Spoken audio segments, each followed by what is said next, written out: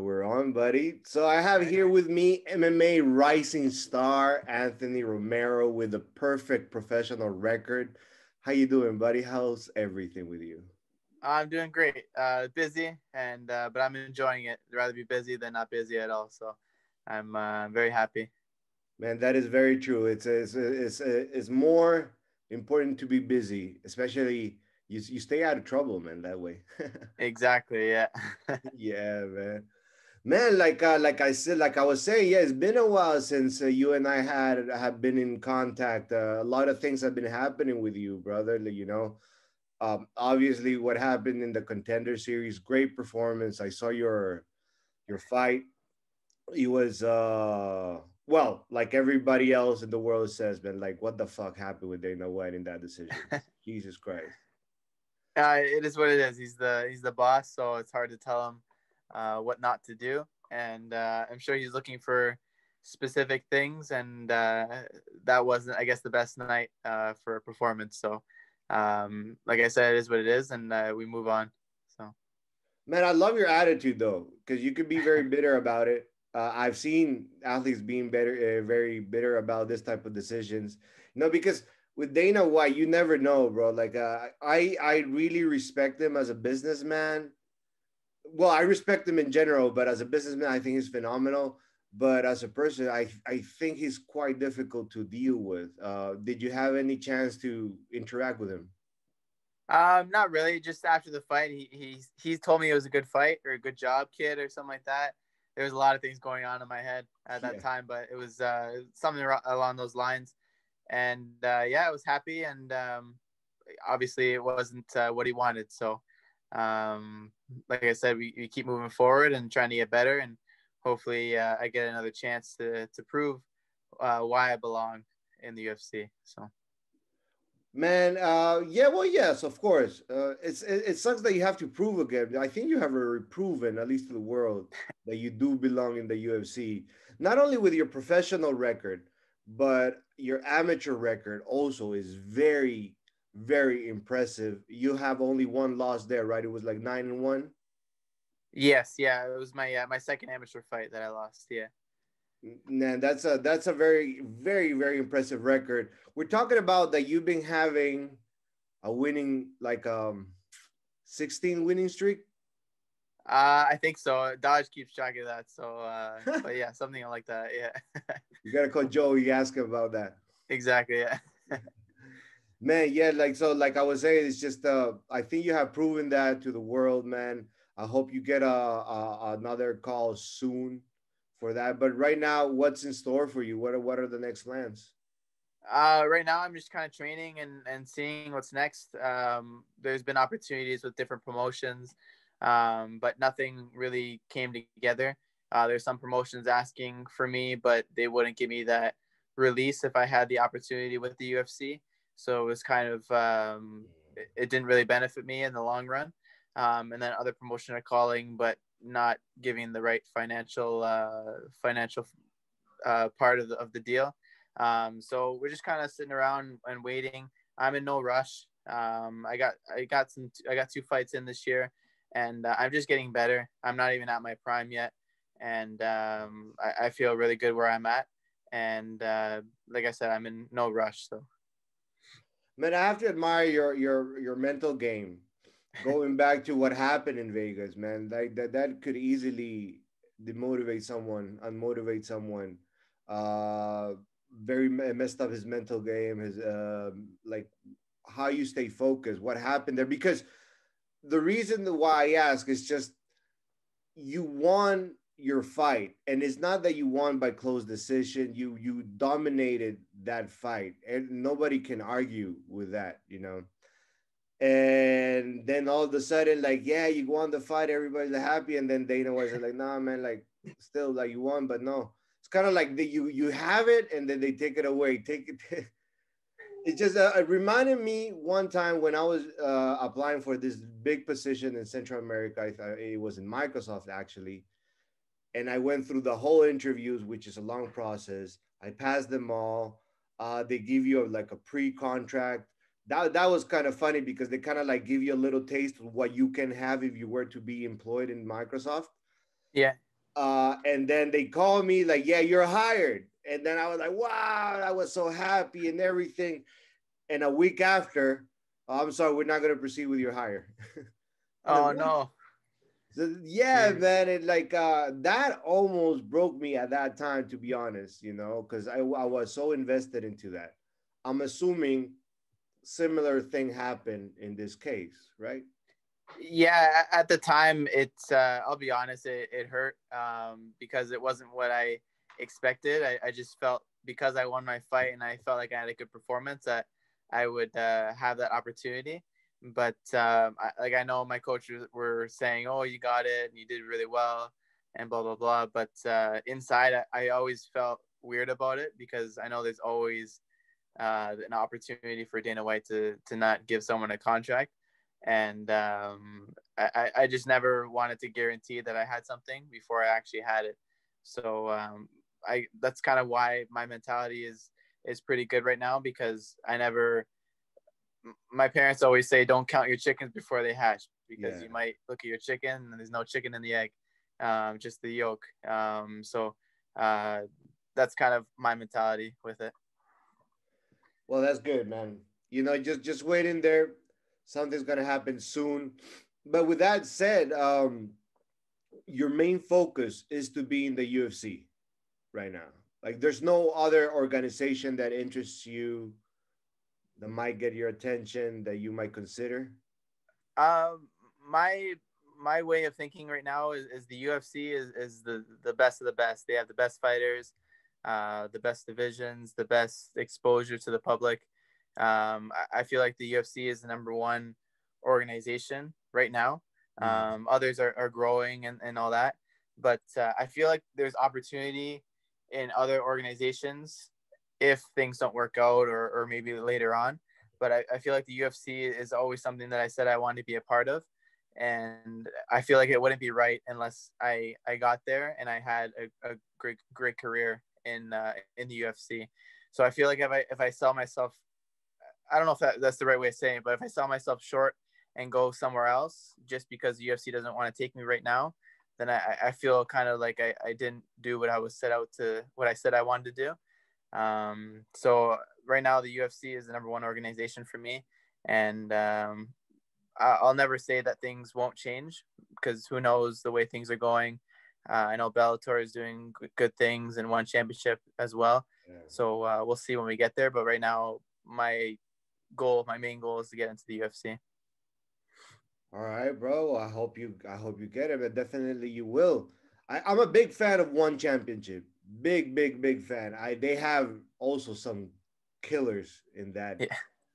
in that organization. And I heard also that it's quite good what they offer to the fighters. Their gyms, their complex are quite state of the art and everything. Now, with even though that you got Dana White told you no, I'm pretty sure you got like a lot of how could you say it, like a lot of eyes on you. You know, did you get what would be the results from that participating in the Dana White Contender Series? What opportunities arose from that? Um. Yeah, I would say just more exposure, like my name getting out to the public. Um, on ESPN, one of the biggest channels in the world, and also new opportunities for sponsors and all that. That helps a lot. And then working with different organizations, they see where your last fight was, so it kind of ups um, your stock Mhm. from where you fought last. So if I were to fight another organization, I probably wouldn't get paid the exact same, but I'll get paid more than others because of where I came from and what I did in that show. I believe that's how it works, anyways. But yeah, that's kind of what I've been getting, and a lot of people have been messaging me saying congratulations and all that. So there's new fans, which is really cool, and yeah, that's kind of how things have been so far. I was reading the comments of the interviews that you had before that fight, and it was like very mixed comments. It was like some people were saying, "Man, Anthony's gonna kill him. He's ready, and check out Anthony Romero. Some people are like saying, no, Mike is gonna kill him, and then they were like, who's Anthony? Other people were like saying that, who's Anthony? And then after like before we had this call, I went to see those interviews again, and then be, below that they were like saying, okay, now you know who's people saying now you know who's Anthony, and they were like, yeah, I know who's Anthony. So that changed. So like you were saying, you got known for you got recognized now by a lot of people. Your name is out there. They're being saying that and you're one of the best in the world in your division, man. How does that make you feel? Amazing. It's really cool, but I always say I'm an 0-0 fighter. So whether I'm training or if I go to a different gym, I don't have a big ego or say, oh, I was on the Contender Series, so I'm better than you or anything like that. So people, if that's their opinion, then that's cool. But I like to keep to myself and not, um, I guess, not say it out loud. Like if other people want to say it, then that's cool. But I'm not the one who's gonna say, "Oh, I'm the best in the world" and stuff like that. I'd just rather other people say it. So Yeah, humbleness is important. It's very nice. It's good to be humble, but also you got to recognize your skills at the same time, especially in the fighting world. You need to have a certain ego, right? yeah, yeah. Yeah. You look calm at all times. Do you ever get upset, man? Um, Not really. I think life is short, and you don't really want to spend time on anger and all that. So I'm pretty relaxed inside and out of the cage. If you follow my Instagram, I always put the smile it's Monday or Yeah. smile it's Friday and all that, just because people need to enjoy life a little bit more, and I know times get stressful and just a lot of things happen in life, but we got to realize that we're thankful for what we have, and we just gotta relax and smile. Of course, bro. And like, what a question, brother. Are you serious asking me if you follow my Instagram? You know I follow your Instagram. You know that JockPharm follows your Instagram. You know that we support you, man. We are keeping eyes on you as well, man. Yeah. We're looking ways to connect with you and work with you and stuff like that. When you also we're promoting you, showing some pictures as well. As we're entering this new campaign where we're going to introduce Dodge Sports fighters, you're going to be in it, of course. Really nice pictures. I hope you like it, man. But yeah, man, you're always with a positive attitude. One of the posts that stand out to me was one of those Mondays that you were serious, but your caption was still smiling, Yeah. smiling inside, something like that. Yes, exactly. Yeah. Yeah, Yeah. yeah, that Just was great. Man. That made my day. yeah, it's a little different. When I go in the cage, it's business, right? It's that mentality of yeah, I like enjoy life and everything, and but when I get in there, I got to do a job, and but inside, I'm still smiling, I'm still happy. How I'm pretty sure you get this question asked a lot, but how did you start in martial arts? I know. Let me ask again. What was your transition through your whole journey in martial arts? Because I know you started in Taekwondo, and now you're one of the best in MMA. So, tell us about that middle part from Taekwondo to one of the best. Yeah, so I started Taekwondo, a little bit of karate when I was 5 years old. So I did that for a little bit. And then once I got to around 11, 12 years old, I got my black belt in Taekwondo, and I wanted Is to that try the one something behind new. you? Yeah, that one. There you go. Yeah. Yeah, so I did Taekwondo, and then saw my first UFC fight on the TV. It was Anderson Silva and Patrick Cote, and I just really liked the way Anderson Silva fought. He's super smart, and all the different martial arts that he used was pretty cool. That he could put it all together, and it's not one rule set that you can't take the guy down, or you can only grapple, or all that stuff. So you can just mix everything together. So that really caught my attention, and it was pretty cool. It was, I guess, kind of a coincidence that a gym opened up in my hometown, like 5 minutes away from my house. So Wow. I went to go check it out, and they were doing everything there. They were doing jiu-jitsu, kickboxing, and I went with them, and they helped me with everything. Get my first amateur MMA fights when I was 18. I was on the national kickboxing team uh, for about 4 years. We did three trips, something like that.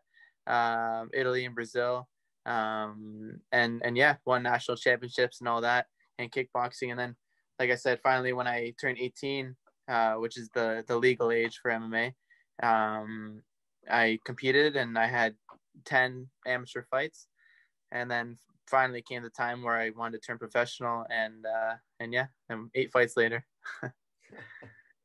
Man, um, you are very lucky, brother. Like to have the gym open up in very close proximities to where you are. On top of that, your whole family is involved in the sport in one way or another. Your girl is involved in the sport as well. Man, that obviously helps you stay inside the game, being motivated at all times as well. That's like a blessing, especially for you that you're having a career in the sport. What's the background of your family with the sport? What's the connection? Um, it kind of started with me. No one really did any martial arts before me. Um, I think maybe my older brothers and sister did some karate, but it wasn't super serious. It wasn't like going to tournaments and all that. It was just kind of going to the dojo for like an hour and a half, and then they would come back home. But no one, I guess at that time too, there wasn't really any clear path to have a career in martial arts unless you go to the Olympics. But that was mostly for Taekwondo.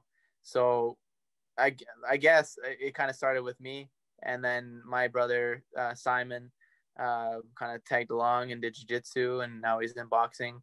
And then my sister Mirna, she did a little bit of jiu-jitsu, but she's doing gymnastics now. So it just kind of came together, I guess, when I started. So Your parents? they just did sports. My dad was in the military when he was 14, so he never really had an opportunity to participate in a lot of sports.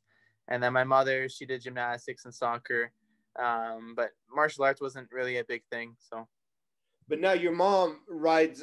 She's a MMA article writer, right? She's a sports writer. yeah, Yeah. she is. Yeah, she does a good job with that, and it helps because she hears things from me and my opinions, and she watches the fights together with me and my brother and my sister and my dad, so it works out really well. Man, that's just beautiful. Man. I wish I would have had that, to be honest, man. I remember when I because I started my I started martial arts. I mean I started kung fu, and I was so into it, you know. And then my family were they just wouldn't see what was the value of me doing kung fu at that time. They just wanted me Mhm. to study, which I was studying. It's not that I was just like doing kung fu all the time. It's just I was so into it, you know, without the need of training. I was training like 3 hours a day. I was 13, 14 at that time. And I remember all the time that little pressure saying that, like, telling me, man, just like give it up, you know, just like concentrate on other things. And I was even telling people, my own family, I was telling them, man, let me just get my black belt. Then I get my black belt, then I'm good. I'm done. They wouldn't understand. So that was like a little bit difficult to continue martial arts because yeah, you start doubting yourself in ways like, ah man, should I continue? What's the point? Maybe I should like do this. Maybe they're right, you know. But I decided to ignore what they say, what they were saying. I got my black belt in kung fu. From that, I got into kickboxing. I got some fights in amateur and professional level, and now I'm trying to do MMA, starting from basics. You know, learning the ground game, jiu-jitsu, and it's crazy. Now the world is more exposed not only to martial arts but to MMA, and Mhm. it's recognizing the value of it. There are organizations that are trying to convert MMA into an Olympic sport. It's growing day by day. But this one thing is really, really hard to make a living out of it. You know, unless you're, even you can be one of the best of the best, but if you don't get recognized, or you don't get that opportunity, it's really, really, really hard. What would be your advice for those people for those athletes who are at this time in the game and focused, invested, but they're like at that little edge to just quit because of this struggle? I like that question because sometimes people tell me like, oh, you should do this and that, and like sometimes when I do my medicals with the doctor, and the doctor, he's like, oh, do you know what you're doing, and are you sure you want to do this, and all these questions that don't need to be asked. But I think if you love it, and like you truly love it, then you'll always find a way to be successful in it. Whether, like, not everyone can be the best in the world. I think everyone knows that. There's Yeah. only a select few that can get that opportunity to become the best in the world. Um, but there's always ways to transition to different things. Like, you can be really good at martial arts and you can open gyms. You can be really good at martial arts and you can teach at a police academy. So there's always ways and opportunities to become successful in something that you love, and if you push hard enough, then yeah, you can always get to the highest level of the sport, and just always being motivated, and trying to find ways to just make ends meet. No one has to be spending lots of money, or all that. Like, some people, they get their fight money and then they just spend it all at the bar at the after party, and then Yeah. they're like, oh, I need another fight. All right, so stuff like that. You got to be smart with your money. Obviously, like, I'm not getting paid a lot to do what I'm doing right now, but one, I love it, and two, I'm also making ends meet with classes and privates and all that. And it's just enough to help me get closer to my goals. And I know one day it's gonna pay off. And a lot of people are like, "Oh yeah, right," and like, you get those doubters and stuff like that. Yeah. But yeah, I know one day it's gonna pay off, and it's a marathon, not a race, right? So you just gotta be patient.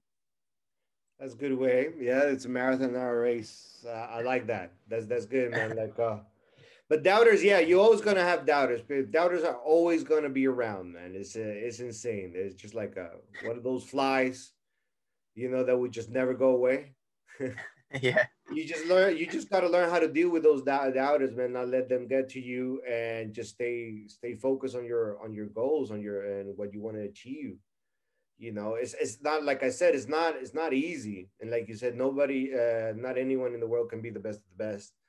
You can also train hard, but it requires a special set of skills to become a known professional fighter, man, because it does take a toll on your body. Mm-hmm. Your face, you get hit in the head a lot. It warns you down.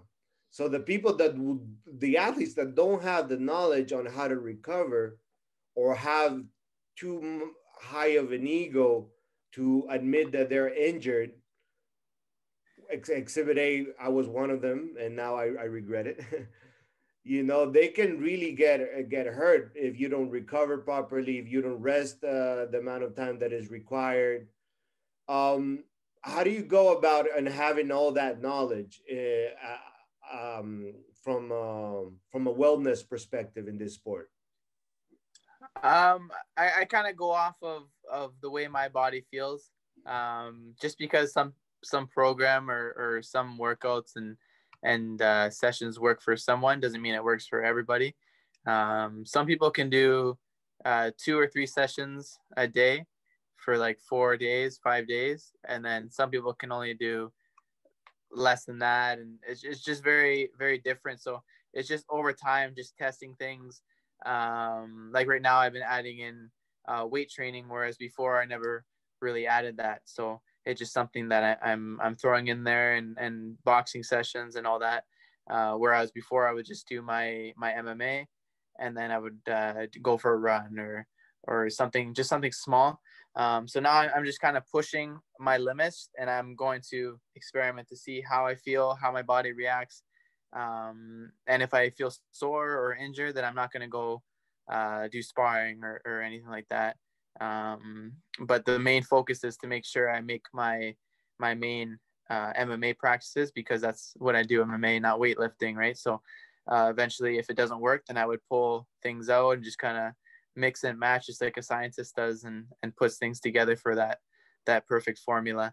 And so far, everything's been good.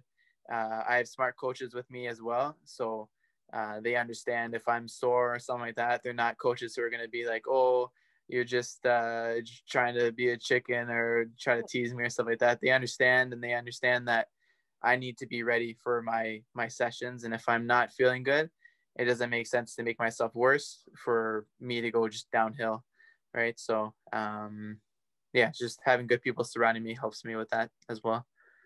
Have you gotten any significant injuries during your MMA career? No, thankfully, knock on wood, nothing has been super bad. I've had shoulder injuries and just sore knees and stuff from running, but nothing significant where I've had to have surgery or anything like that, which I'm very thankful, because I know a lot of people in the sport go through that multiple times. So so far everything's been good. Man, like that is true. Like there are fighters that are just like prone to injury. I was one of them, man. I had surgery on my nose, dislocated jaw, the knee. The knee's still bad until today, man. Like I have a partial ligament tear on the LCL side. Mm. My back, even though it's been fun though. Man, I know you're very critical of yourself on your performance, on your trainings. Would you consider that to be more of a weakness or a strength? I would say it's a strength, because some people, they have that ego where they think that whatever they do is perfect. Um, and I don't think that's the way you should think. But there's a balance, right? You can't be too hard on yourself, and you can't be too easy on yourself, because either way, it's not going to go well. So you got to have that middle part, and like I said, I have great people with me in my corner, and they're always picking things on what I should improve, but they're not killing my whole confidence. They're not saying, "Oh, that was terrible," or stuff like that. So they're always picking things for me to fix, and we discuss and we just get better for the next session. So that really helps me grow as a fighter. So Man, that's good. It's admiring your discipline, man, and your dedication to the sport. It is. It is. Congratulations on that, man. You are going to make it far. Aside from MMA, what are your other interests? um, that's a tough one, because pretty much MMA has been a big part of my life. What If I'm about your watching TV, girl, man? Your girl. oh, of course, that's a given, of course. But even with her, I'm talking about a fight that happened on the weekend. But yeah, uh, if in that aspect with her, we go on a lot of hikes and stuff, just to get my mind off of things, because eventually, when you think of anything too much, you start to burn out, and it's not mentally good for you. Um, Too much of anything is not good for you. So yeah, she helps me get my mind off with going on hikes.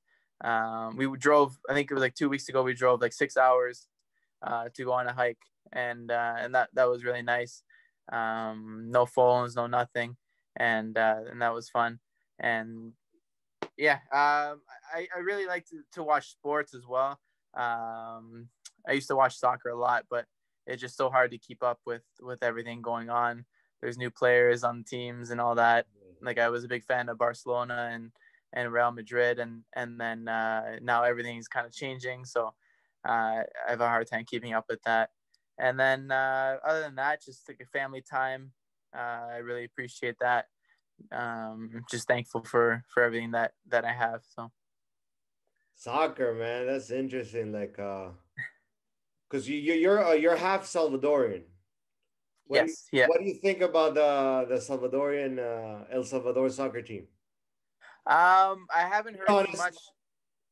Yeah, yeah. I haven't heard too much. I heard some things a while ago that they were banned from something, but yeah, I don't know exactly the right information to talk about it, um but yeah, I don't know too much. I think they've gotten close to getting to the World Cup, but they lose eventually in the CONCACAF championship and all that. But I need some team to get to the World Cup, and Canada can't do it, and now El Salvador can't do it, and he's one of them have to get there.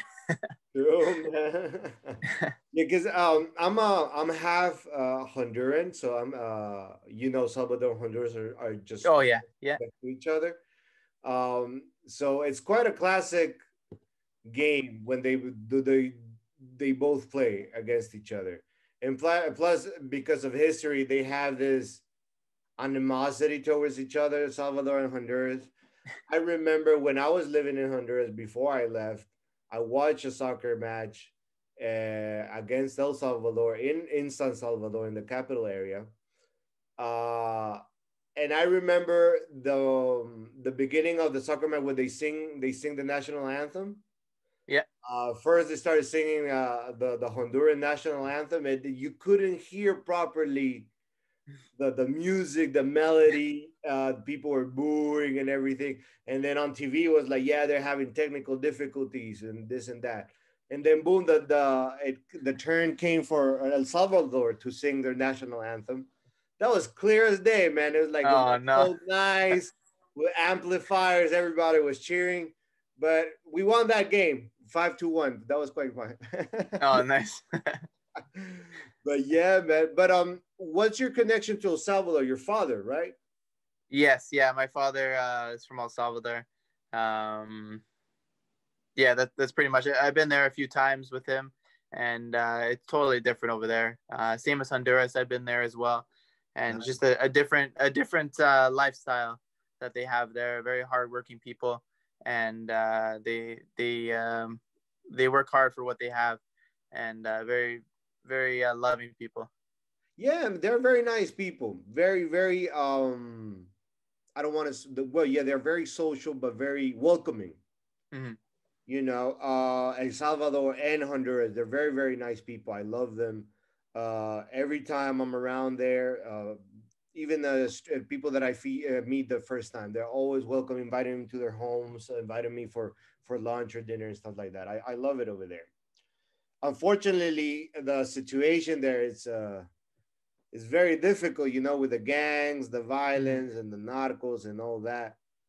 But they even with that going on, they're quite happy. They're quite enjoy their lives. At least they try to be. They don't have any other choice. Also, with the hardworking part, they are very hardworking, but unfortunately, it's not that they have a choice over there most of Latin America. If you don't work, pretty much you starve to death, and that's it. Hmm. Places like Finland, where I'm at right now, people that are unemployed are very fortunate that they have the government aid. The government helps them, and they can at least afford food or afford housing. But in Latin America, you don't get that kind of help. So it's very, very difficult for them. How is it in Canada? I'm assuming it's similar to Finland, that you do get this government help and stuff like that for unemployed people. Yeah, it's every 2 weeks they help out. It's enough, I guess, a little bit. Like Yeah. it's still hard. Like um it's still hard to do things. Like it's like it helps you keep up a little bit, I guess you can say. But it's not. Some people have larger families and all that, and they need more help, and it's hard because their their employment isn't operating right now and all that. So it's very very limited to people. Yeah, but still, help is help. even that little help, it prevents from these people to go outside in the street and try to find better ways Mm-hmm. to get that money. You know, that's like sometimes most of the crime that we do have in Latin America is out of necessity, which the rest of the world don't understand. You know, but Yeah, yeah, and anyway, I know that your father is very important to you, and I know he has a very. You said that he is the true epitome of a fighter. Tell us why. I would say so because I feel like the military is something different. Unless especially in the Central America and South America, those countries, a lot of people don't have a choice to be in the military. It's kind of the way I was told is that they go to your house, they take the oldest um, from the family, you go to the military, and you fight, and you have no choice unless it's either that or you die on the spot. So it's something that's not a lot of people understand, and not just being in the military, but his transition from leaving the country to going to the United States, and then from United States going to Canada, and the long travel that it takes to get there. It's not he didn't have a nice limo and drove all the way to Yeah. Canada. It was something that you have to walk a lot, go through a lot of deserts, and Oh. a lot of hard work. You have to know people to get you across, and sometimes you meet the wrong people, and then you have to do it all over again. So it's very a very hard thing that he went through, and what I would say what he did was extremely hard, and what I do is nothing compared to that. So that's why I say that he's a fighter, and many, not just him, but many other people that have gone through that experience are true fighters. So That is very true, man. True warrior. That's tough. That's the reality of many. They go through uh, that journey, you might say, to try to find a better life, looking for that promised land. It's a tough journey, man. Like, how long does it take, man? It's like months and months of being out there. You yeah. can hustle. Anything can happen while you're out there. Sometimes you travel alone. Sometimes you travel with your family or your friends. It's, man, I cannot imagine being in that situation. Very, very difficult. We're talking about for El Salvador, like you said, he went all through Mexico, and it's not Mexico is a big country, dude. You Yeah. know? Yeah. And then he crossed to United States. So he stayed in United States, or he immediately went to Canada. Like his was the whole trajectory from originally from El Salvador to Canada, or he stayed in the United States at some point. His first goal was to get to the United States, and he was there for a few years. I can't remember exactly. It was between 4 and 6 years, I'd say. He was in the United States, but things were tough at that time in the United States. It wasn't for people like him. It wasn't the best place. I know he was going through a That lot of hard hasn't changed, times. man. It's still the same in the United States. Yeah, well, I guess I just from what he's told me, like the reason at the time it wasn't the best for him and his family and all that, because he came with my older brother as well, and his wife at the time, and so it was a lot of travel, and but for him it wasn't the best for work and all that, and a lot of people were telling him about Canada, and he really thought had to think about it, and he finally made the decision. And when he got there, he was just how would you say, like he would just go there and he would say, okay, I'm here because of what's happening in my country, and I need your help. And thankfully they helped him fill out all the papers and everything like that, and he got it done with the family, and then eventually he became a Canadian citizen, and yeah, this went on from there. Man, that's quite a story, man. Because um a friend of mine from El Salvador, well, not recently, like a couple of years back, he went to the UK, Hmm. but from the for the same reason that the situation that the situation from El Salvador has, that it's very difficult, and he was an ex gang member, Hmm. and he already has his at that time his kid was like around 11 years old. And I don't know if you know, but these people start recruiting little kids around that age to join the gangs. And if you don't join the gangs, you either get killed or you get extorted. Something like that happened. So he was also very brave enough to go all the way to the UK, but without any preparation. He just like arrived there without no paperwork, no nothing. He said like, "Listen, I'm looking for help. I'm here.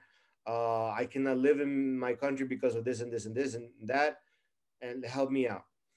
And in the UK, in the airport, they told him like, "Listen, man, it doesn't work like that. Like, you have to get a lawyer, and this whole process you gotta do." Um, but they gave him an option. He said like, "We'll give you 24 hours for you to be in London. Try to find some lawyer that can help you, or just like do sightseeing, whatever you want to do. But you have 24 hours, and then you come back, and then you go back to your country. Hmm. If in 24 hours you find a lawyer, then you can stay and we talk to him and this and that." He was with his wife as well. And then the wife told him, "Listen, man, I'm not gonna take the risk. I'm staying, I'm going back. I'm not gonna take the risk." And she went back to El Salvador, but she left the kid with him. And I don't know how he did it, but in 24 hours, he did get a lawyer to work on pro bono on his case. And now he's a legal citizen of the UK. Wow. I, I would be too scared to do something like that, to be honest, especially with my kid. Oh my god. Yeah, there'd be a lot of pressure, but sometimes you need to take risks for something great, right? And now it really paid off. Now I understand why you say your dad is a true fighter, man. Yeah. I agree with you. And then speaking of fighters, how's your little brother, man? That little hustler, bro. Yeah. He's doing well. He's enjoying everything. Much busier now because he's in school. So school and doing his own thing. So he's trying to do what he can with the time that he has. Is that still he's training?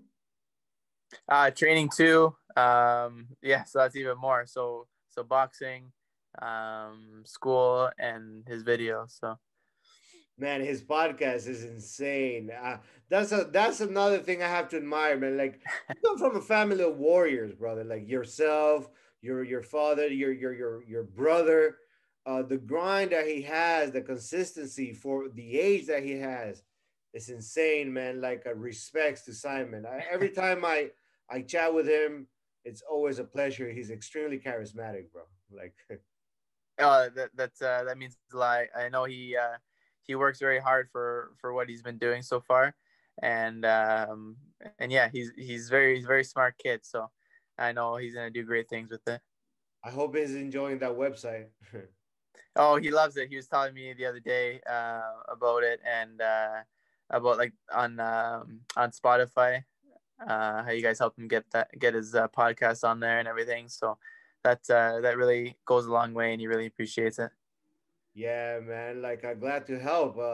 Like I said, Simon, man, he's like an incredible guy. My wife loves him in every Oh, sense of the way, like, in every sense of the word. Like, even when he sees it, oh my god, he's so cute. yeah.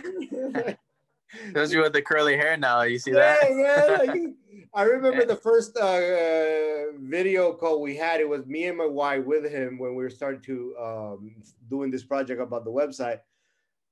He had a cap on, and my wife, like, at the end of the call, like, "One favor, can you take off your cap?" He immediately took off your cap, and she didn't say anything. And after the call, she just looked at me like, "That's one looking kid." And like, Oh, yeah, yeah. he's a good looking That's awesome. guy. All right, brother, that will be our time, man. Like, it was a very nice chat we had. But before I let you go, you want to give any shout outs? Yeah, thank you, JockPharm, for everything that you guys do. You really help not just myself, but a lot of fighters, and to reach out to the public. So you guys are doing a great job.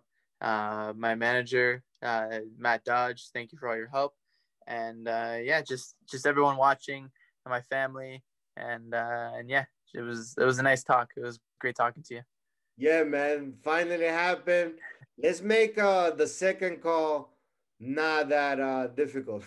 I mean, like let's connect easier this time. I know, yeah, yeah, we get busy, and but yeah, we'll make it work. All right, brother. Thank you again. It was a pleasure talking to you. We'll be in touch. And yeah, man, take care. Perfect. Thank you so much. Bye, brother. Take care. Bye.